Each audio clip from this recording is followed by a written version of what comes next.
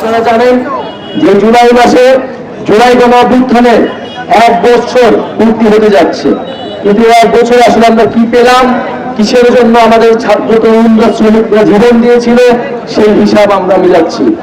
আমরা স্পষ্টভাবেই বলেছি যে এত বড় গণঅভ্যুত্থান, এত মানুষের রক্ত, এত আত্মত্যাগ আমরা কেবল ক্ষমতার দলের পরিবর্তনের মাধ্যমেই মেনে নেব না। আমাদেরকে অবশ্যই রাষ্ট্রের মৌলিক সংস্কার, মানুষের জীবনের পরিবর্তন, ভাগ্যের উন্নয়ন, দুর্নীতি, লুটপাট, চাঁদাবাজি ইত্যাদি অবশ্যই এই দেশ থেকে বন্ধ করতে হবে।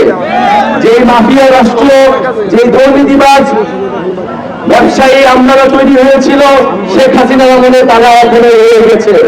ফলে তাদের বিরুদ্ধে সরকারকে অবশ্যই কঠোর হইতে হবে এবং জাতীয় নাগরিক পার্টি সেক্ষেত্রে এই ফ্যাসিবাদী যে ব্যবস্থা ছিল তার বিরুদ্ধে লড়াই চলমান রাখবে।